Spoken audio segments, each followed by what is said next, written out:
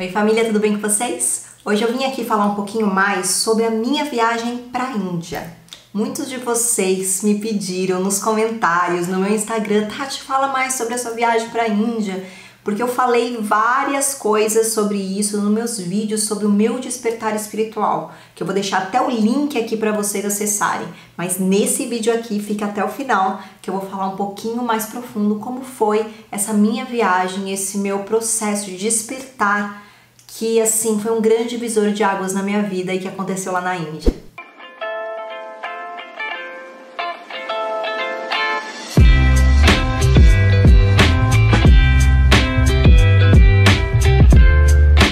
Bom, eu fiz esses vídeos sobre o despertar espiritual e o pessoal gostou bastante, fiquei muito feliz. Eu fiz o primeiro sem saber se o pessoal ia gostar de querer aprofundar mais. Aí cada vídeo eu via o carinho de vocês me pedindo, Tati, fala mais, fala mais, fala mais, o pessoal se identificando. Então gratidão a todos vocês.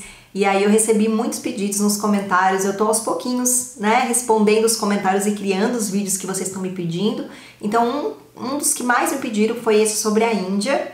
E eu vou falar hoje aqui pra vocês. E antes de eu começar, eu vou me apresentar para quem chegou aqui de paraquedas. E aí, quem chegou aqui de paraquedas, recomendo você assistir esses vídeos do meu despertar espiritual antes, para que você entenda mais sobre esse processo e não precise falar tanto aqui nesse vídeo. E eu sou a Tati Alencar. Eu sou artista e terapeuta. E esse canal aqui é um canal de vida consciente, onde eu trabalho essa parte da espiritualidade, do autoconhecimento, da nutrição espiritual e do corpo, bem como meu trabalho com artes e terapia. Vou deixar aqui um link do meu curso online, se vocês quiserem acessar, bem como de todo o meu conteúdo, redes sociais, minhas aulas gratuitas, e-book, para vocês baixarem e brincarem aí, se divertirem de fazer mandalas. Bom, gente, eu sempre tive uma ressonância muito forte com a Índia, desde muito nova, assim. Eu tinha uma prima, que eu já contei até pra vocês em algum vídeo, acho que foi sobre os cristais, que ela era uma grande inspiração. Ela era bem mais velha que eu, ela tem quase a idade da minha mãe, mas é minha prima. Então, eu muitas vezes, na verdade, ela acho que é minha prima de segundo grau, sabe? Porque ela é prima da minha mãe. E ela adorava essas coisas mais esotéricas da Índia. Ela vivia, sabe, tendo imagens, né, de Ganesha, de Shiva. Então eu sempre me interessava por isso. Sempre quando eu ia lá eu me sentia muito bem na casa dela, eu me sentia muito em paz, eu ficava muito interessada nas coisas que ela tinha ali na casa dela, né, nos elementos, nos objetos, nos incensos, nos cristais. Pra mim aquilo sempre... Então isso sempre ressaltou assim nos meus olhos e chamou mais atenção do que qualquer outra coisa. Então tudo que era oriental eu conectava mais do que algo que fosse aqui do Ocidente, sabe? De repente ligado a religiosidades, essas coisas. E então esse foi o primeiro contato que eu tive com a Índia, vamos supor, né? Que é uma coisa ainda meio que muito longe do que a Índia é, né? Porque muitas vezes a pessoa acha que é só isso, né? Só essa questão, sei lá, uma coisa meio esotérica, meio mística, sei lá. Mas só tô querendo mostrar pra vocês de onde começou o meu interesse. Então, dentro de mim sempre tinha uma coisa que um dia eu tinha que ir pra Índia, não sei. Sabe assim, que alguma coisa eu ter que ir pra lá. E até porque eu gostava desse movimento de espiritualidade desde pequena, sabe, eu me atraía por coisas muito diferentes. Então eu escutava. Um dos meus maiores mestres e pessoas que eu mais admirava era Gandhi, que eu admiro, né? Era Gandhi. Então ele foi um grande, assim, eu lembro que desde criança que eu conhecia, assim, a filosofia, né, sobre ele e tudo. E pra mim fazia muito sentido. Que sempre foi a frase que eu levei pra vida, sabe? Que até hoje eu levo, eu tenho até tatuada aqui, que é: seja a mudança que você quer ver no mundo. Pra mim sempre fez sentido desde criança.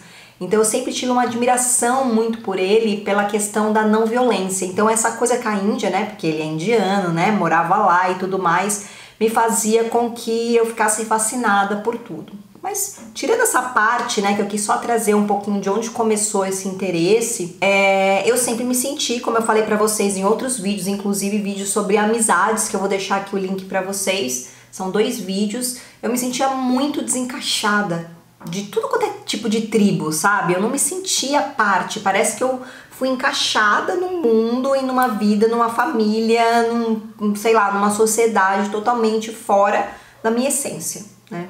E é muito normal isso, gente. A gente muitas vezes é colocado, né, dentro de uma área, de um local, para que você desperte o seu melhor, para que você aprenda sobre aquilo e você desperte o seu melhor, para que você aprenda alguma coisa ali, né? E às vezes tem pessoas que se perdem e despertam pior, mas se você consegue aprender com tudo, você consegue despertar principalmente a sua missão. Isso voltou muito forte, essa questão da Índia, quando eu realmente comecei, que eu tive aquela virada de chave realmente, que foi 2009, 2010, que foi quando eu contei pra vocês que o meu ex-companheiro, meu ex-marido, ele teve um câncer. E aquilo fez com que desse um chacoalhão na minha vida e fizesse com que eu buscasse respostas sobre a vida, sabe? Que eu sempre busquei, mas que eu dei aquela abafada e a vida engoliu tudo aquilo e fez com que eu parasse e falasse assim, gente, a vida pode acabar amanhã e eu preciso descobrir mais sobre ela, eu quero descobrir o que eu tô fazendo aqui, pra que tudo isso acontece, pra que a gente tá aqui, sabe? Sei lá, eu queria saber as respostas, quem era eu? E nesse caminho que eu conto lá no Despertar pra vocês, eu tô trazendo tudo isso principalmente pra quem tá aqui, até pra relembrar, fazer um resumão, né? Mesmo que você já assistiu. Eu comecei a buscar nas religiões respostas em várias áreas, me tornei médium e tudo mais, e até mesmo quando eu me tornei médium, o médium que me ensinou tudo que eu sei, ele falava pra mim, e ele só me ganhou por causa disso, que eu contei pra vocês que eu morria de medo de Umbanda, de Candomblé, essas coisas, eu morria de medo, tinha um super preconceito, e ele era da Umbanda, esse médium, e ele falava, Tati, você vai trabalhar comigo, mas você não tem médiums da Umbanda, os seus médiums são orientais. E pra mim fez super sentido isso quando ele falou, sabe? Porque realmente era o que eu sempre senti, uma conexão muito grande. E até mesmo uns anos antes, que eu também contei pra vocês, em 2011, eu acho, eu fiz uma pintura mediúnica, onde eu descobri, gente, eu vou deixar aqui na legenda um nome do rapaz, do senhor que fez pra mim, incrível, que era Miguel, o nome dele, essa pintura mediúnica que eu super indico, eu fiz em 2011, gente, eu achei ele no Instagram depois que eu falei pra vocês, vou deixar aqui na legenda. E ele fez também uma pintura mediúnica, isso tudo eu buscando resposta, gente, sem ter clareza de nada, ele me olhou e desenhou um mentor, que na verdade esse mentor, ele fala pra mim que ele não é meu mentor, ele é meu amigo, mas ele é alguém que me ajuda nessa caminhada e que depois eu descobri que é o El Moria, que ele também é oriental e tudo mais. Bom, isso é uma outra coisa, mas só para dizer que tudo foi se encaixando nessa energia mais oriental.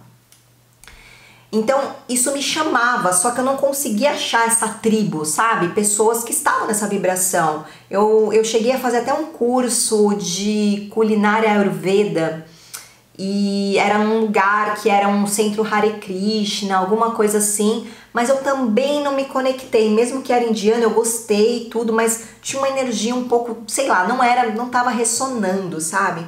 E eu só fui achar essa energia de novo, essa ligação, quando eu encontrei a Diksha, que eu já contei pra vocês. Eu vou escrever aqui na tela a palavra pra vocês saberem e vou deixar de novo aqui na legenda o que é a Diksha e tudo mais, o site certinho para vocês entenderem ou verem os meus vídeos, porque senão vocês vão ficar perdidos. E isso me trouxe totalmente de novo essa lembrança da Índia, realmente, sabe? Porque na Diksha a gente fazia rituais, mantras sagrados, meditações que estavam conectadas com a Índia. E a base da Diksha, que hoje é a O&O Academy, fica em Andhra Pradesh. Ai, eu não consigo falar, gente. Andhra Pradesh. Fica em Andhra Pradesh, no sul da Índia. E todo mundo que começa o aprofundamento, principalmente os professores, eles fizeram cursos lá na Índia. E aquilo começou a mexer comigo de uma tal forma, uma vontade de ir pra lá, porque eu encontrei um lugar pra ir na Índia, sabe? Um lugar exatamente pra chegar na Índia, porque eu não sabia, a Índia é gigante, gente. A Índia é tipo um Brasil, né? Tem diversas mil culturas. As pessoas acham que todo mundo só sei lá, só fala de Ganesha. Não, tem muçulmanos, tem outros tipos de culturas dentro da Índia e é muito maluco, sabe? Você tem que saber onde você vai na Índia. Ou você vai nos pontos mais turísticos mesmo, só que eu, sinceramente, não recomendo conhecer a Índia como turismo. Sinceramente, eu recomendo você ir com um olhar de uma busca espiritual ou de um algo além que você não sabe, um chamado. Então, muitas pessoas que eu conheço vão para a Índia com o propósito de ir para algum lugar específico, para fazer um curso específico de yoga, com uma turma de yoga, com um professor que já passou por algum processo e vai para lá e tudo mais. Naquela época, eu ainda não estava muito conectada com o Prem Baba, eu já conheci o Prem Baba naquela época, isso foi em 2012 que eu conheci ele, e o Prem Baba fazia muitos retiros na Índia, então muitas pessoas também vão com o Prem Baba para lá. Hoje, né, por causa de tudo isso, não mudou tudo, mas eu não conhecia, então para mim eu não tinha interesse em ir com a turma do Kassanga, né, do Prem Baba, mas Kadiksha sim, sempre me trouxe essa ressonância, porque lá no Ekran, que é o templo, né, da Oneness, eu continuo falando Oneness, eles faziam todos esses retiros de despertar da consciência, onde a gente ficava 28 dias imersos, sem celular, totalmente imersos ali naquela cultura e naquele local, num local onde dificilmente a gente conseguia acessar a internet, então por isso a gente ficava sem internet, sem celular, sem nada para distrair você, e totalmente era o dia inteiro estudando. Eu sabia que muitas pessoas tinham ido e voltado assim totalmente transformados, Eu via a pessoa, porque você vai frequentando, eu frequentava as rodas de Diksha, e aí a pessoa ia lá para a Índia e voltava depois de um mês, você não reconhecia a pessoa parecia outra pessoa, mas de uma forma boa, sabe? E super diferente, com uma energia totalmente elevada, e eu falava, gente, eu quero isso. Só que eu não conseguia encaixar, porque não era simples assim você ir. Por exemplo, eu já falava e arranhava o inglês, eu me virava no aeroporto para comer, sabe aquela coisa básica, mas não estava pronta para escutar o inglês indiano de alguém explicando algo totalmente profundo e novo para mim. Então eu precisava ir com algum tipo de tradução. E aí dentro lá do processo existiam grupos onde eles organizavam. Eu não conhecia ninguém, gente, eu só conhecia as pessoas ali que frequentavam comigo. Na época eu frequentava com a Débora, que era uma arquiteta que trabalhava comigo, uma funcionária minha, e pessoas assim que a gente ia conhecendo lá, mas esses grupos eram organizados em volta do Brasil todo, pessoas que faziam essa Diksha em outras partes do Brasil e organizavam esses grupos, contratavam um tradutor. Esse tradutor geralmente era alguém da Diksha também, porque aí ele sabia falar a linguagem que a gente ia falar, e ele se aproveitava também, porque ele nem queria receber por esse trabalho, ele queria mais a troca de fazer, então a gente só pagava a estadia dele lá. E aí nunca casava as datas, as épocas e tudo mais. Eu fui parar num grupo em 2013. Eu estava me preparando para ir no Natal de 2013, porque sempre era um grupo muito maior, tipo assim, mais de 1.000 pessoas lá na Índia, 2.000 pessoas dentro do templo estudando. Só que no ano que eu ia, acabou fechando para pessoas iniciantes. Eu, no caso, era iniciante, eu nunca tinha ido e feito o que eles chamavam de deepening.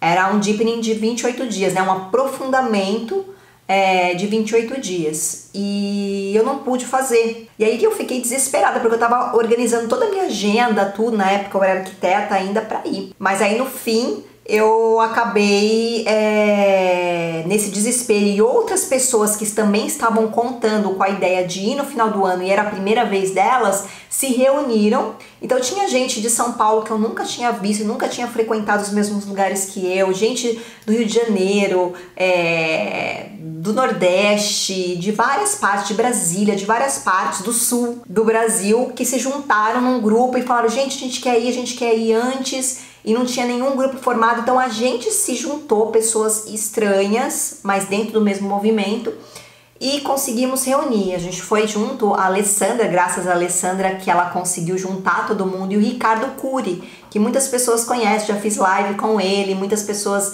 que eu sempre estou indicando. Se você não conhece o Rick, vocês têm que conhecer o Rico Cury. E ele foi como tradutor. E aí eu fechei, gente, eu tava morrendo de medo, porque, tipo assim, é muita coisa pra levar, coisas pra estudar, sabe assim, eu tive que... Tem uma lista enorme de coisas que você...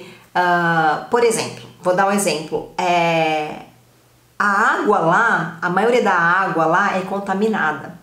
Então você tem que ir preparado pra, na época, né? Hoje tem garrafinhas que tem, sei lá, filtro dentro, outras coisas. Então eles davam toda a recomendação do que a gente fazia, do que a gente levava, remédios, para não passar mal, para aproveitar o processo. Outras pessoas que já tinham ido passavam informações, por exemplo, que levar na mochila, sabe, por causa da temperatura. Gente, é muita informação, e como muitas pessoas já tinham ido para aquele local, até mesmo a questão da comida. Muitas vezes a comida é extremamente apimentada, ou a comida, por exemplo, naquela época eu já era vegana, e eu fiquei extremamente preocupada, porque eu sabia que a Índia, ela não é vegana, ela é vegetariana. E eu falava, gente, e agora? Mas eu tava tão entregue que eu falei assim, eu não sei, eu vou me entregar e vou comer o que tiver, porque se eu fosse pensar só em comer salada, essas coisas, eles não recomendam que você coma coisas cruas, porque muitas vezes é lavada com essa água contaminada, essa água tem tipo cólera, aquelas coisas todas lá que dão aquela diarreia em você, e você pode passar mal, tirando vermes, parasitas. Mas gente, se você ficar nessa noia, você não vai pra Índia. Se você tem um monte de processos de frescura, não vá pra Índia, sabe? Não é o lugar pra você. Mas se você quiser ultrapassar a sua frescura, as suas coisas, sabe? Aqueles seus medos, porque às vezes a gente tá aqui, né? Esse monte de medo do vírus, tudo que nós estamos passando agora do coronavírus. E lá na Índia, que eu saiba, foi o país, mesmo sendo um país que tem um saneamento básico muito precário, eles tiveram, assim, acho que a menor quantidade de casos de Covid, sabe, assim. Bom, então, assim, você não pode ir com essa neura pra lá, você tem que soltar todas essas bagagens, as suas, sabe, assim, aquilo que você, as suas opiniões, e você tem que estar lá entregue, de coração aberto. E foi isso que eu fiz. Eu falei, gente, eu quero passar por esse processo, eu quero limpar todas essas crenças limitantes, inclusive de, sabe assim, de achar que eu não posso, de que eu vou ficar doente, de que isso, de que aquilo, sabe? E aí, com as recomendações e com a ajuda de pessoas que já foram antes, então, por exemplo, eu levei chocolate vegano na mala, sabe, um monte. Levei coisinhas assim para complementar, suplementos, porque às vezes você come só 3 refeições e às vezes não tem coisas que você vai comer, ou coisas muito apimentadas, coisas assim, e você tem que complementar. De repente levar aí uma proteína em pó, sabe? No meu caso vegana, sei lá, barrinhas, coisas que mais industrializado talvez, que você possa levar e poder comer. Eu levei, eu acho que foi tipo tahine, coisas que ajudam, né? Aveia, coisas que me ajudam a complementar a minha alimentação. Então, várias recomendações que eu super indico. Se você, por exemplo, quer ir para a Índia, sente esse chamado como eu sentia, se você tem essa vontade, então você buscar de repente uma razão para ir, ou um curso para fazer, ou uma turma que vai, por exemplo, uma turma do yoga que quer ir, mesmo que não seja para fazer um curso, mas o pessoal que já foi, alguém que já foi, ir com você é sempre bom, porque a Índia é uma loucura, gente, é uma loucura mesmo. Então, dá para você ir sozinho? Dá pra gente fazer tudo sozinho, mas é muito legal quando você tem um direcionamento, um roteiro lá na Índia, porque a Índia já é uma bagunça. Então, se você for pra lá bagunçado, é pior ainda, né? Então, se é a primeira vez que você vai, é legal você ser guiado por alguém que já foi, que te leve, né, nessa viagem. E aí foi isso, eu separei tudo para tirar o visto para a Índia. Eu não sei se ainda está assim, ele é muito rápido, ele não é um visto demorado, ele é um visto que você tira, se eu não me engano, eu nem precisei ir no consulado, você tira pela internet, sabe? Eu não me lembro se é assim ainda. E você tirava e vale por 6 meses, então dá pra você, de repente, se tá pensando em ficar um pouquinho mais e tudo mais, dá pra você fazer uma coisa mais extensa. No meu caso, eu fiquei 45 dias. Então foi suficiente, né, o visto de 6 meses. E é obrigatório, pelo menos na época, tomar a vacina de febre amarela. Eu já tinha essa vacina, já tinha a vacina da febre amarela tomada, porque eu tinha ido pro Caribe, para Curaçao, e eu já tinha tomado, então não precisei. Mas é obrigatório, você tem que anexar até com o seu passaporte e o visto, né? Na semana que eu fui embarcar, me deu muito medo de ir. Eu fiquei muito mal. Eu comecei a chorar, eu achei que eu ia morrer lá na Índia. Uma sensação de morte muito grande. Eu queria desistir, eu achei que ia morrer no avião. Foi praticamente um dia de viagem, porque eu tive 2 escalas. Uma que parou na África do Sul e depois outra que parou em Mumbai. E depois foi para Chennai, porque para descer nesse lugar que eu fui, né, lá no sul da Índia, eu tive que parar em Chennai. Então ele faz toda essa caminhada aí para chegar lá na Índia. Então é super cansativo e tem que planejar essa questão de troca de avião, porque geralmente, principalmente lá na Índia, é uma bagunça, gente. Pelo menos era na época que eu fui e as pessoas continuam falando que porque é uma doideira. Então não é legal, por exemplo, às vezes pegar um voo que tem uma parada muito rápida, sabe? Porque aí você às vezes se banana ali e pode perder o outro voo. A gente tinha que pegar uma van para levar a gente até o avião, e aí nesse caminho todo eu precisava fazer xixi, fui no banheiro, coloquei o celular em cima assim do porta-papel higiênico, sabe?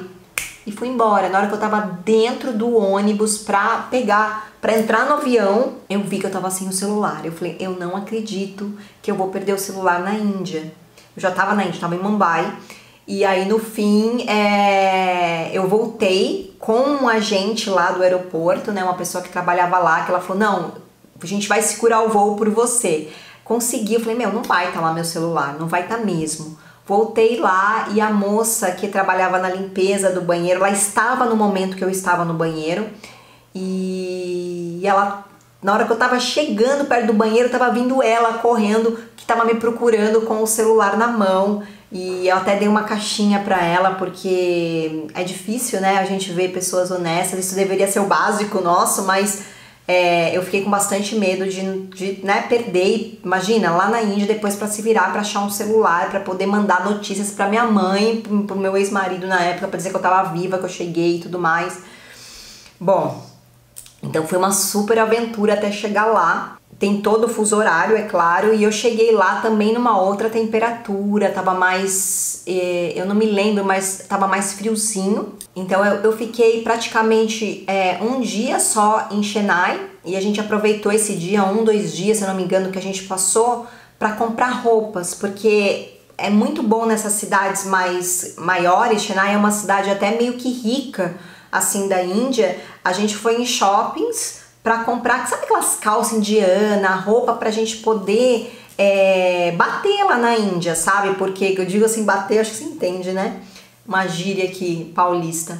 De você poder usar essas roupas, porque eles já tinham me dado essa dica, falou, Tati, compra tudo lá, sabe? Não fica pensando aqui, eu precisava de muita roupa clara, porque lá nesse local a gente usava roupas claras, então no dia que a gente chegou, todo mundo já foi fazer compras e, sabe, assim, coisa muito, assim, tipo, muito barata, sabe? Aquelas calças indianas, e lá é rúpias, né? Que não é dólar, mas eles aceitam o dólar.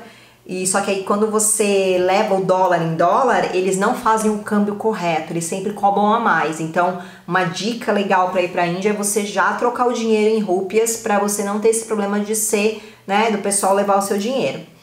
E é muito interessante, assim, que eles têm essa cultura da pechincha, que é uma coisa que pra mim não é muito natural aqui. Eu sou uma pessoa, assim, que eu não gosto muito de pechinchar o trabalho dos outros. É claro, se você puder pedir um desconto à vista, quanto que você faz se eu levar mais peças, sabe? Aquela coisa toda, eu sinto que é mais natural aqui pra gente. Mas pra eles é uma coisa, eles gostam dessa coisa de ficar negociando, então é super normal pra eles. Eu no começo fiquei meio sem graça, mas depois eu vi as minhas amigas e eu via, tipo assim, eu ia na loja, pagava, sei lá, 5 dólares numa calça, que, sei lá, naquela época era super barato, hoje, né, eu imagino que tá muito mais barato. Eu tô falando em dólares pra você terem uma noção. E aí, tipo assim, sei lá, valia $1 hoje, pelo preço do dólar. Eu lembro que tava super barato o dólar na época. Então era super baratinha a calça, mas aí a minha amiga conseguia levar duas, porque ela pechinchava, sabe umas coisas assim? Eu falei, peraí, eu comprei na mesma loja, aí você pagou mais barato que eu. E aí eu comecei a brincar com isso e eles gostam bastante. Então vocês podem abusar de pechinchar, sabe? Olha, eu posso levar por isso? E se eu te dar isso? Aí ele vai falar outro preço e você vai fazendo e até você comprar as coisas. Eu me enchi de roupa indiana, eu tenho até hoje essas roupas aqui. Algumas se dissolveram lá porque eram muito sem vergonha, sabe? Assim, de abrir, rasgar, você sentar no chão e rasgar todas aquelas calças, saias, sabe? Principalmente patimira, né? Então eu tenho muita coisa até hoje. Bom, e aí a gente ficou esse um dia em Chennai e depois a gente partiu numa van. Gente, é outra coisa maluca, porque na Índia se dirige também ao contrário, é a mão inglesa, porque eles foram, né, colonizados pelos ingleses, então a mão lá é inglesa. E assim, é uma loucura o trânsito, porque não tem farol, eles só vão buzinando e passando e sabe, uma coisa de louco. E eu já tinha ouvido de uma outra excursão que tinha ido com a gente, antes da gente, por brasileiros que tinham pegado um ônibus e sofreram um acidente de loucura que é. Mas assim, não entrem em pânico, porque eu me sentia muito mais até protegida lá, porque eu tava me sentindo muito em paz, eu tava sentindo em casa. Foi assim que eu me senti na Índia, em casa. Parecia que eu já vivi lá, que eu já conheci aquele lugar, eu me senti em casa. Então eu não tive esse desespero muito grande de relação a andar na Índia.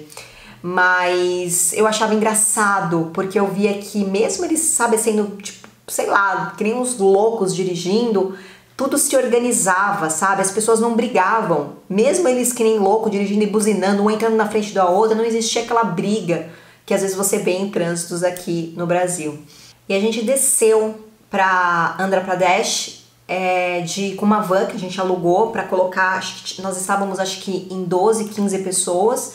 A gente foi de van até Andhra Pradesh, que eu não me lembro, mas foi pelo menos, sei lá, umas 6 horas, eu acho. Alguma coisa assim, eu não me lembro, tá, gente? Eu precisava, né, faz muito tempo já, foi em 2013. E uma das coisas que eu lembro bastante da Índia, sabe? É uma coisa assim muito forte, de muita pobreza. Você vê muita pobreza, falta de estrutura, de saneamento. Parece uma cidade que foi destruída. Você olha na rua, por exemplo, você vê, que é uma dica que eu dou pra vocês, se vocês comem carne ainda, gente, seja vegetariano na Índia, por favor. Porque as carnes lá é o maior índice de contaminação. Porque se você olhar, eles não têm açougue, assim, normal, que fica refrigerado a carne. A carne geralmente fica exposta na rua, com as moscas. Gente, é estranho.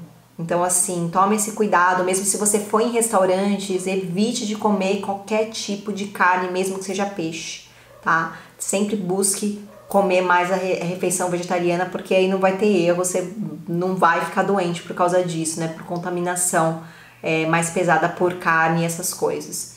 Então, uma sensação que eu tive da Índia foi de que lá é como se fosse a nossa última morada na Terra. É um momento de desapego de toda a matéria, sabe? Porque é tão chocante pra gente ver como as pessoas vivem num estado de muita pobreza. Existem muitas pessoas ricas também, quer dizer, poucas. Então existe uma discrepância, assim, às vezes você anda numa rua, tem um palácio, gente. Eu fui pra uma cidade lá, Tiruvannamalai, que eu achei no meio, assim, do caos. Rua de terra batida e um palácio, assim. Uma casa que vendia ouro e só, assim, barracos e gente, assim, na rua, sentada no chão pedindo esmola. Tipo assim, é uma coisa, assim, muito chocante, mas se você for com esses olhos julgadores para a Índia, você não vai sentir a Índia de verdade, porque você tem que sentir essa Índia dentro de você. E o que eu sentia era que aquelas pessoas, mesmo naquele estado que elas estavam muitas vezes de pobreza, eu via nos olhos dela o quanto ela estava feliz e profunda. Todas elas olham nos seus olhos de uma forma super profunda, gente. Parece que elas estão lendo a sua alma. Elas se conectam com você lá dentro, através dos seus olhos. Então eu via nos olhos delas que elas não estavam conectadas com aquela matéria.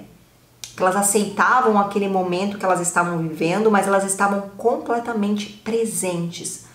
Não é quando você vai para algum lugar, ou mesmo aqui no Brasil, que você vê pessoas assim, sei lá, pedindo esmolas, ou pessoas realmente sofrendo, que você vê que ela está totalmente, realmente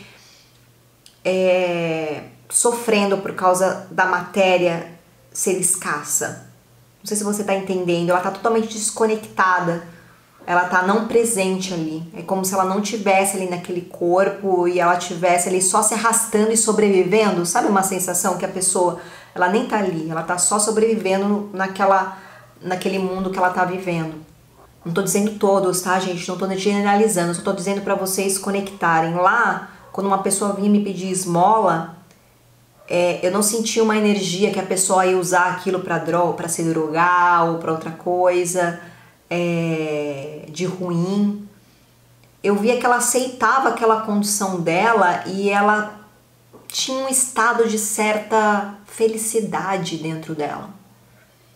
Eu sei que é complexo para eu explicar, mas eu não sentia que aquelas pessoas estavam sofrendo. Como às vezes eu vejo que pessoas, né, que são moradoras de rua, tudo sofrem. Ou que não estão presentes, estão ali, sei lá, drogados ou sei lá. Então, assim, pra mim, eu via que aquelas pessoas estavam passando por uma encarnação de desapego da matéria e totalmente conectados com o espírito. Era essa sensação que eu tinha e essa sensação que eu me conectei com as pessoas lá, de principalmente esse desapego. Foi muito forte pra mim. Não desapego da matéria de um lado ruim, não. Não, a gente precisa ter conforto, a gente precisa ter as coisas. Se não fosse, né, a matéria não estaria aqui com vocês gravando. Não é esse lá, não é o radicalismo. Mas foi a partir de lá que eu comecei a desapegar de muitas futilidades que eu tinha na minha vida.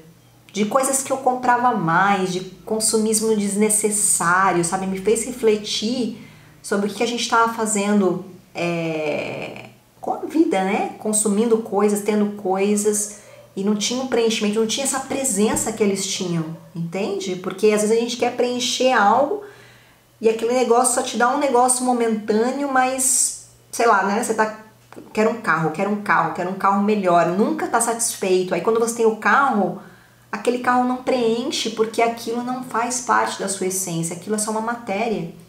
Essa vontade que a gente tem, esse desejo, é esse desejo de encontrar com a gente mesmo. E na Índia, ela me trouxe essa sabedoria, sabe? Principalmente de olhar para a Índia desse lugar. De Chennai até Andhra Pradesh e a chegada lá na Oneness, na época, eu vou contar em outro vídeo, tá bom? Então eu vou separar para não ficar muito longo, pra gente ficar aqui com vídeos médios de 30 minutos. E aí eu vou separar, explicando mais como foi o processo realmente dentro da Oneness. E só avisando vocês, a Oneness não tem mais esse processo de 28 dias. E para você se conectar com tudo isso, saber, você tem que começar a frequentar, caso você queira, né, passar por isso de novo. Então assim, calma, né, porque pode ser que você, eu quero passar por isso, me indica esse lugar. Eu deixei aqui o contato para vocês aqui na legenda, mas eles não têm esse processo que eu passei. Eles têm outros processos hoje e é difícil você conseguir ir lá sem nunca ter frequentado. Você tem que saber o que é, qual que é a filosofia, o que tem lá dentro. Então, vá para a Índia conectado com algo que tem a ver com você. E se você não sabe ainda o que é, se abra para isso, para que isso apareça para você, para que você possa ir por algum propósito, porque isso vai fazer o seu processo na Índia ser mais profundo, sabe? Não só visitar, porque aí você não vai talvez se conectar tão profundo com a Índia e a viagem pode ser, porque é uma viagem cara, é uma viagem que é legal você ter indicações, tá bom? Então no próximo vídeo eu continuo essa jornada e conto mais como foi meu processo lá na Índia, tá bom? Um grande beijo e até o próximo vídeo. Gratidão!